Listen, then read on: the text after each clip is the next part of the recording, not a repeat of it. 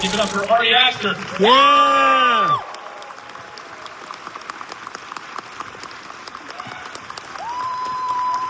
Woo-hoo!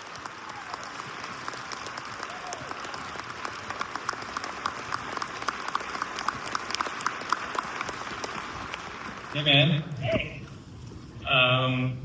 I thought we could go to the beginning of the beginning with this because I know that you were making shorts in the 2010s, and then there's a few years in between this film and those shorts. Can you take us back to the period of your life before someone calls you and says, we're going to make Hereditary, let's do it? Who are you? What are you doing? What's your life like? Who am I? I was struggling and trying to figure out, which film to make first. I was trying to just write something that somebody would allow me to make. So I had written a few scripts. But was afraid I had written, and it was a different version of that film. I'd even written sort of a version of Edmonton before this, and then I finally decided to try to write a horror film.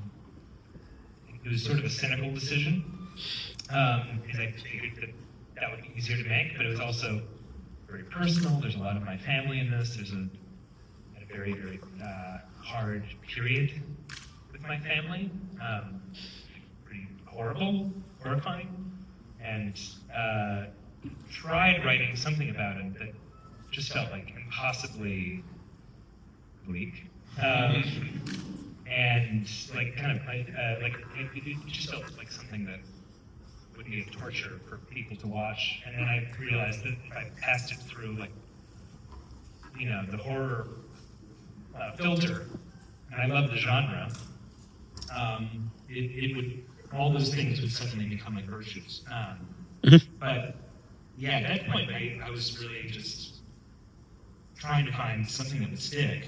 And for about a year, this was with Danny DeVito's company.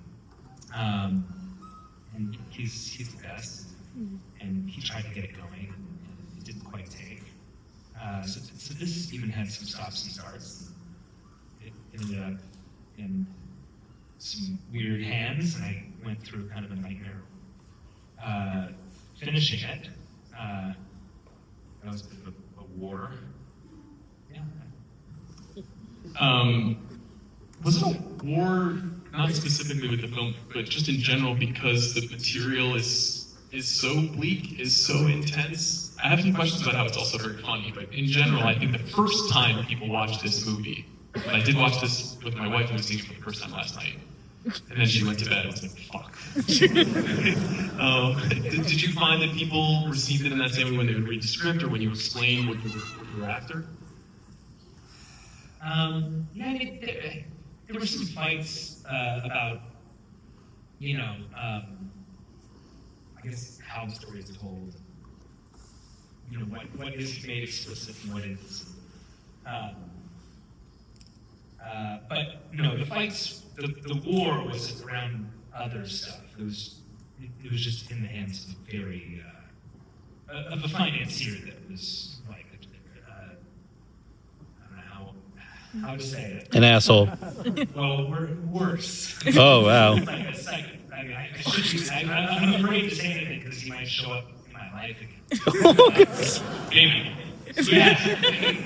Really like a nightmare person who, and I had signed my life away, I had signed the film away to him, and he had me in the palm of his hand. And it was one of the darkest times of my life, actually, finishing this film and trying to protect it and keep it from just blowing up. There is like a bit of an evil poetry to that, given what the subject matter of the film is about, though. As I've seen the movie like many times over the years now, it does get funnier and funnier to me. And I don't know if we ever actually talked about the intentionality, because seen one way, you can read this as a very horrifying story about mental illness and the struggles within families, and then seen another way, you can read it as like a really over-the-top comedy about being afraid of turning into your parents. And I don't know if I have ever heard you talk about the intentionality between some of those ideas. Yeah, well, I mean, somebody asked me recently, like, is there anything that ties all your work together, do you think? Like, what would that thing be? And the only answer I could come up with was like, well, like a certain humor. And that would include this. I mean, even the girl's head coming off.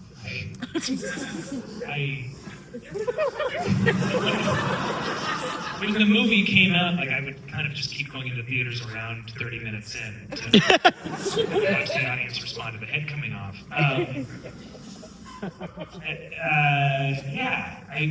Yes, I mean, it's definitely intentional. I was just watching the last hour, and it was like killing me. I wanted to change every single night.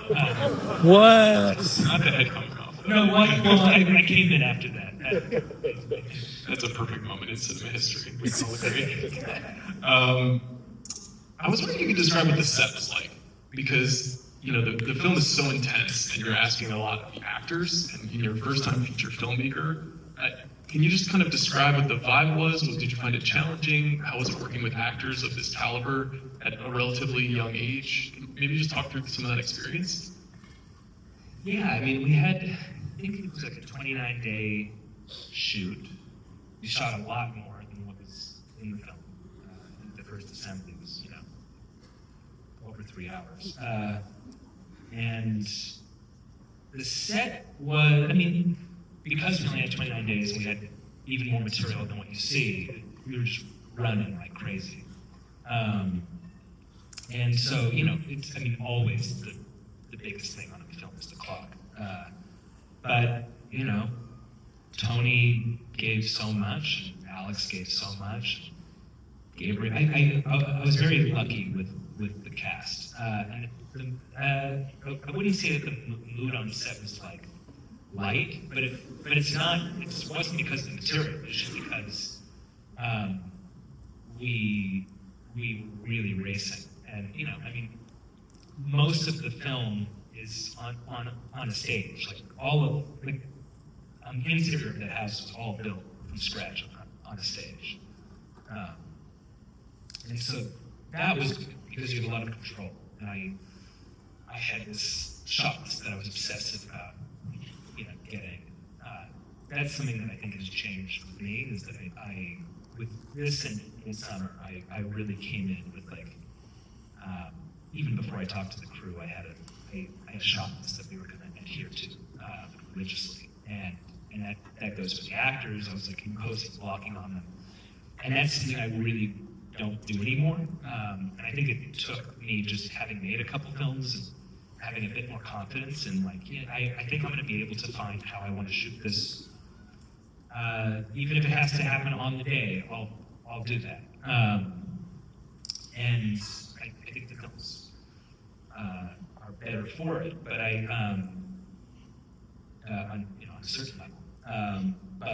But yeah, this was very, and I think that can really drive actors nuts when you're not giving them any freedom. Just again, something I don't do anymore, and I think, and I was really feeling when I tried watching those two first films again before I made Bo. I was just like, I can't watch this. I just feel like it's a plan that I executed. There's nothing outside of that plan that's allowed to come in, and I really want to invite more in. Yeah, I was going to ask you about that, because revisiting last night, the sequence when Annie is walking down Joni's hallway, the camera sort of flips. It's an announced shot. It is like you're making a move or psychologizing the character because the camera is flipping around in real time. There's plenty of sequences in the movie, though, where you're just holding still on two characters in the frame. So, were you actually storyboarding out everything that you wanted to see, or did you just have an idea, just a list of things you thought you would do? Oh, no. I had we storyboarded, the big set pieces, and that's still what I do. What I do still to this day is anything involving stunts or practical effects, and anything complicated will be storyboarded thoroughly, and then I will shot list the rest. But the shot list is very, very dictatorial. And so I think the shot list for this was like 200 pages. Long paragraphs for every shot. It's not like, close up. It's, in some cases, it's close up. But,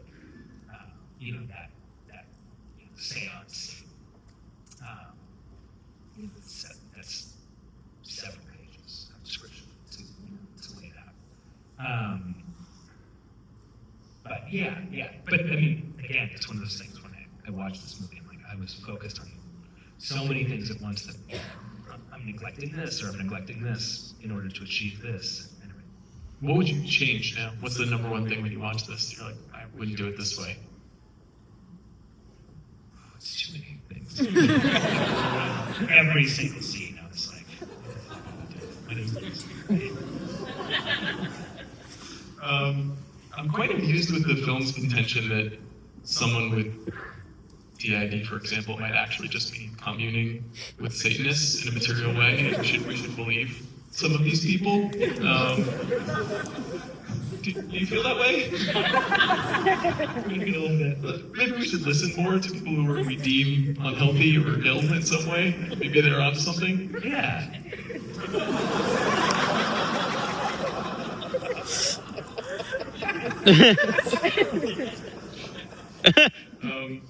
I told this story before, but I saw this film at South by at a midnight screening at the Lamar Alamo, and it started late, and I got out at 2:45, and I was very far from where I was staying that night, so I needed to take a car home, and I called a car and hopped in a car, and about 20 minutes into the ride, the car was rear-ended, and a pretty gnarly accident.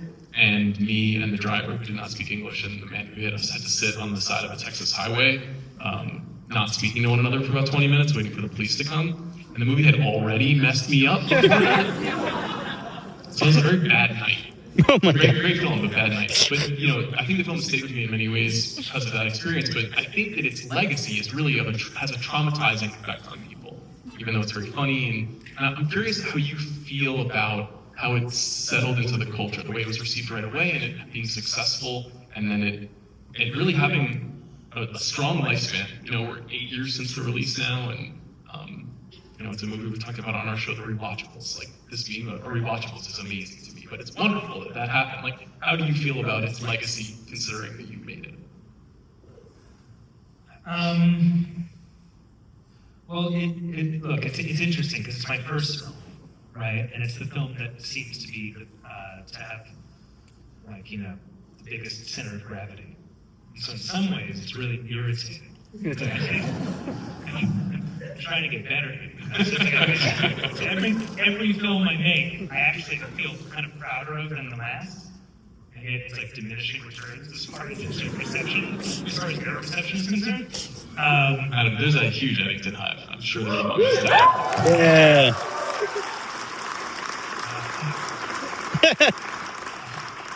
Yes. Thank you.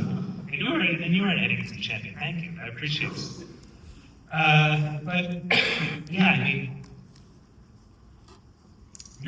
look, I'm thrilled. You want something to last, and it's great. More people come up to me and say that they love this film than any other. But it's more, I guess, it's the other women like to tell me. Yes, in fact, when I showed this to my wife last night, she was like, I prefer this.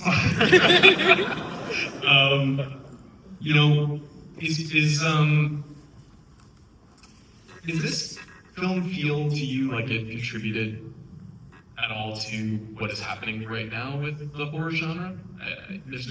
We're in the midst of a fascinating moment. Even just in the last few weeks, there's been this huge boomlet and these 2 films that are driving a lot of conversation. I at least have pointed back to this movie, I think, as a big step in elevating, maybe, some of our expectations, even though I don't usually like to use that word. I don't either. How do you see it as part of that lineage? I know you said you used it as a filter to get the film made in some respects, but also you love the genre, so how do you see it connecting? Well, I hate the term elevated horror, especially because it was sort of, it's sort of like a box that I was put in, and a lot of horror fans, took umbrage and were like, how the fuck? Who do you think you are? I didn't say it.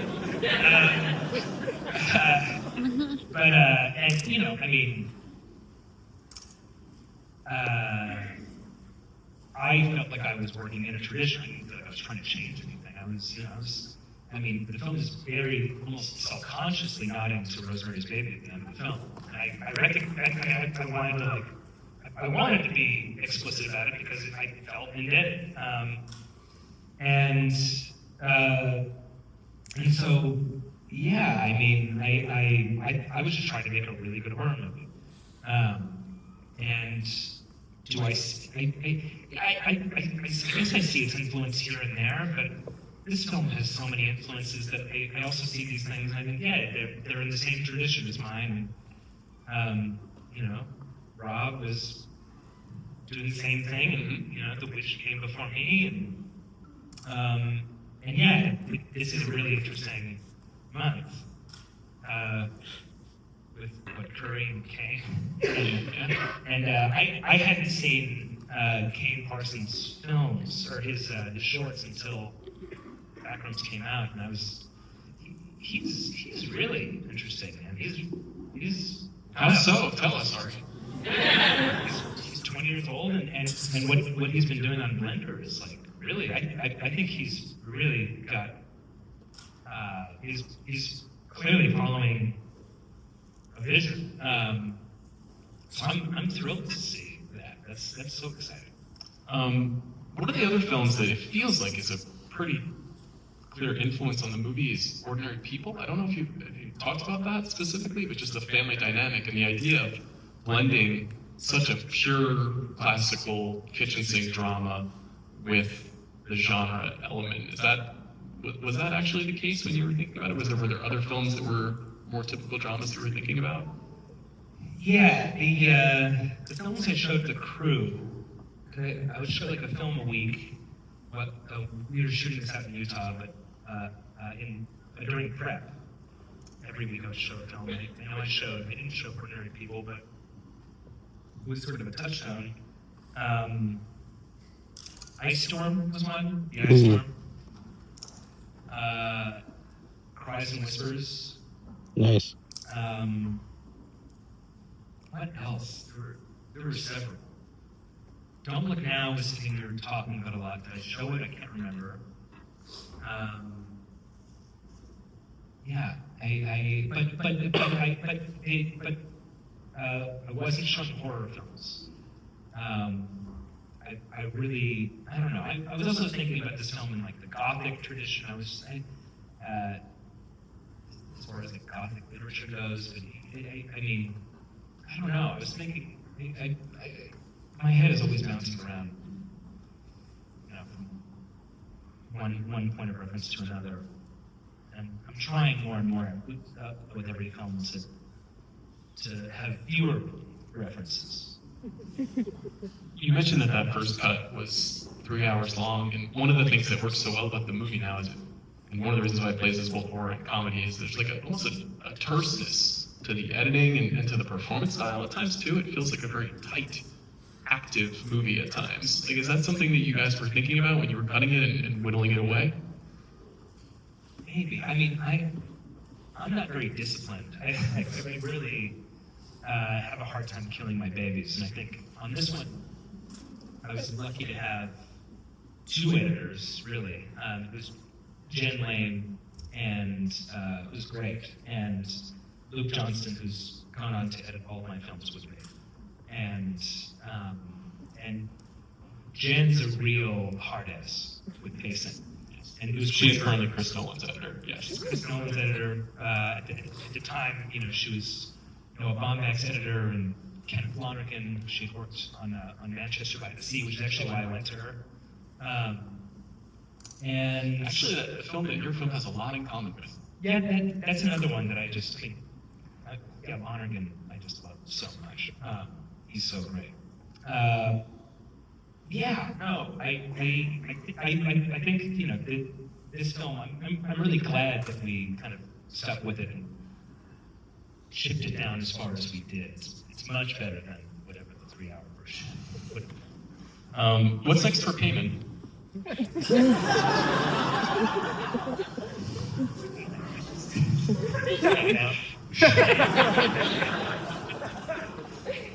this wonderfully open-ended feeling in this movie, you know?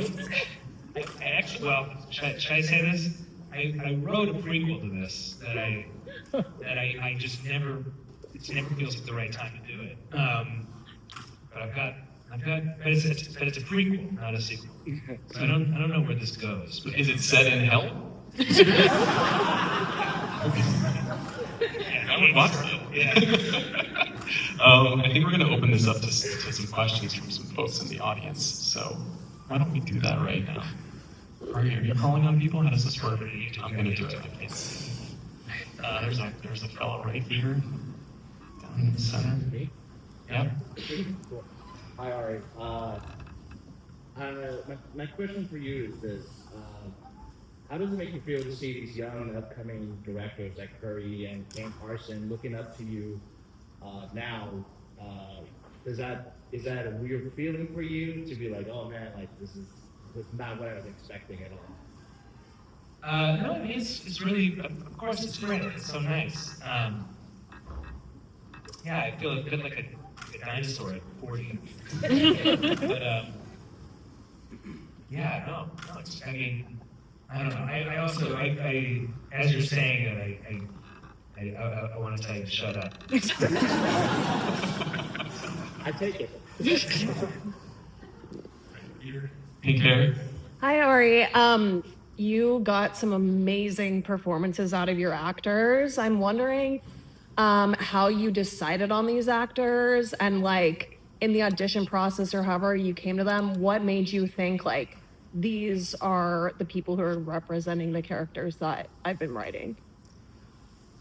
I mean, in the case of Tony Collette and Gabriel Byrne and Ann Dowd, they were just actors that I really liked, who maybe I hadn't seen. I mean, Ann Dowd was doing a lot at that point, but Tony and Gabriel were just thought, like, I haven't seen them do anything in a while, which might have been just because I wasn't paying attention. But I was, stunned that either of them said yes.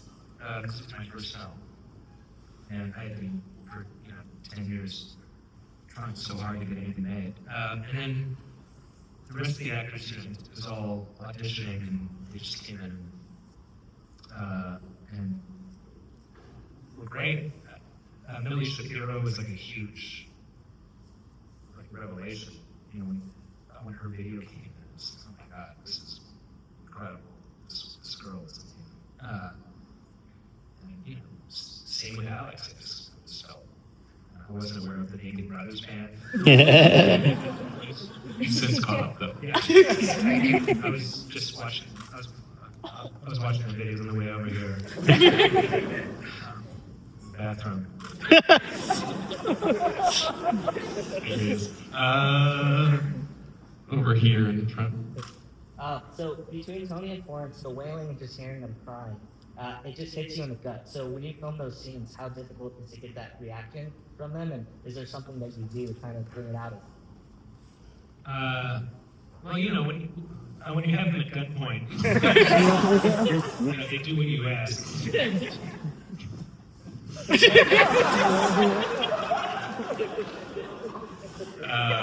Somebody all the way in the back left there through the aisle. I was wondering if you could speak to working with Colin Stetson and how you settled on working with him for the score.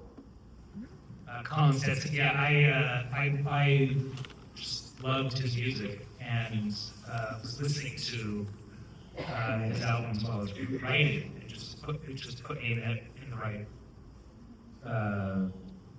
headspace, and it felt like the right mood. And then I talked to him, I think like a year and a half before the film got made, just saying, hey, I just wanted to know if people are interested in this, if this ever gets made. And he was amazing to work with. I actually really want to work with him again. It's just I want this, what he does to be the right thing for the film. But I worry, but I wonder if Colin thinks I didn't love that experience because I haven't used him again. But I want a film that wants the sax in the way that he uses the sax. And if you've never seen him live, it's so amazing and athletic what he does. And it was such an easy experience working with him. Just just almost effortless. Yeah, I love him. I wanted to ask you also, just seeing it again and hearing both sides now, Needle Drop, which is very funny. And how it kind of echoes a little bit the Bobby Gentry way that you close Eddington and maybe how you think about picking songs for your films. Yeah, that's something so hard to talk about, especially the credit songs. Like, what's the feeling that I want to send people out with? This with both sides now, it just felt like a funny understatement. Make sense of the song, and a nice kind of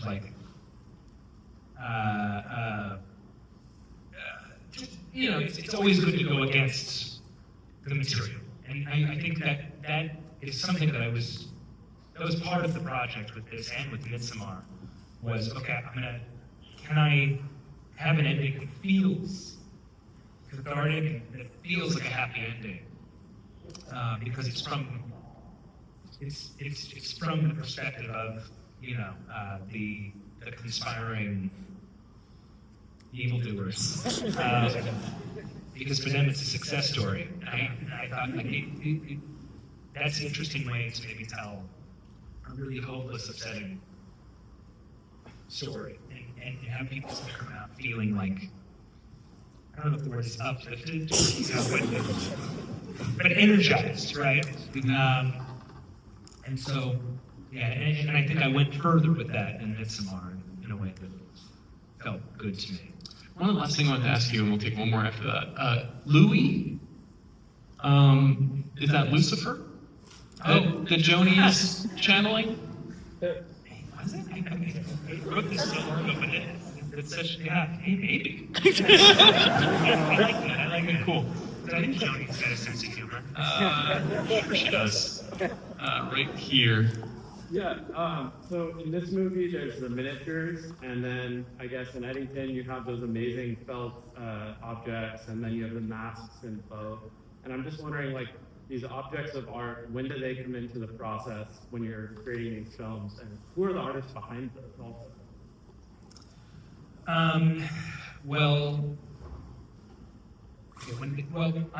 just really like the idea of engaging artisans. If I'm going to make a movie, I like the idea of making worlds within these worlds, and it's a different answer for all of these. But Bo is afraid the whole thing to me felt like this crafts project where everything's invented. The big thing there was just naming businesses, coming and making posters for this world, signs. What's the stupidest thing I can think of? And so much of that stuff does not register Bo's street, all the way down that block to almost the vanishing point. Not quite to the vanishing point, but we put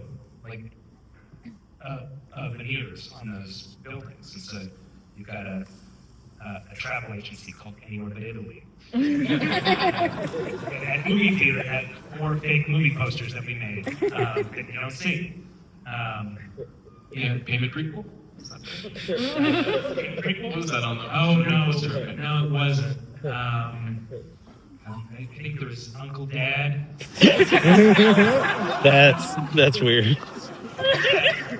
And then Chris Angel, Mind Freak. There's one. There's a magician. This one is visible, but it's I forget his name. but he's brain tired.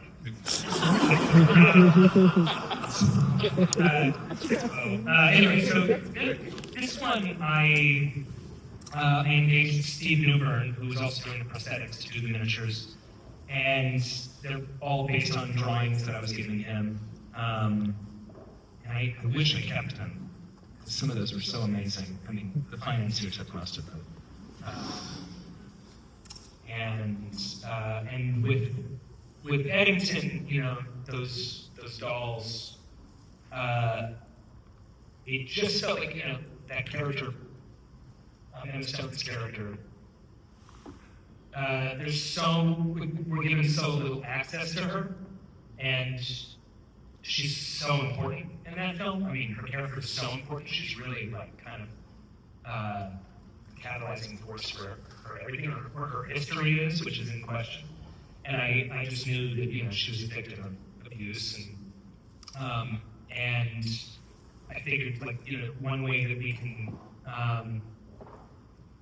give some like indirect exposition would be through those dolls, because she's. So I looked at, you know, I looked at a lot of art that came out of art therapy for children who were victims of abuse. So it's just, you know, it's like, this is how she can express herself in this film and tell us something about her, because otherwise she doesn't have a voice.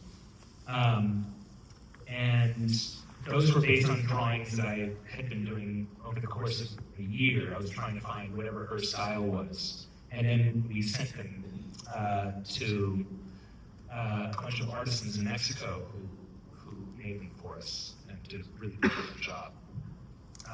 They didn't have a lot of time. It was really like a race to get them. I think we can do one more. So right here in the front. Hail Payman, first of all. So I tremendous applause for leaning into practical effects wherever you can. Like, there was, from the wire work to the glimmers on the wall, you were just all over in camera everything. And that's, could you talk a little about like how, why, and when you chose to break those rules and you know, we do go a little digital with it? Break which rules? Practical effects, generally. No, when you say break those rules, what do you mean? I was assuming like the film leaned on practical effects generally as a rule. Oh, yeah. But there were a few times you did not, and it was, you know, how and why. Yeah. And we couldn't really afford to break those rules, and we had to in some cases. Like, for instance, like the flies in the attic, which I'm not happy with. We didn't have the money. And we had a fly wrangler ready. He had so many flies, it's like rotting things. And somebody said it wasn't, like, that we couldn't do it on the set. Like, it made sense when I finally heard it, but I wasn't happy about it. It was, you know, this is not. So you had rotting flesh ready, but it didn't. You had rotting flesh ready, but they wouldn't let you? Well, I think it's just like meat that we were just leaving out for weeks. And so, yeah, that sucked. But no, I mean, you always want to do things practically. I try to always do that if I can, because well, I find the VFX process of giving notes to people you don't like ever meet, and then they send you something and you get notes.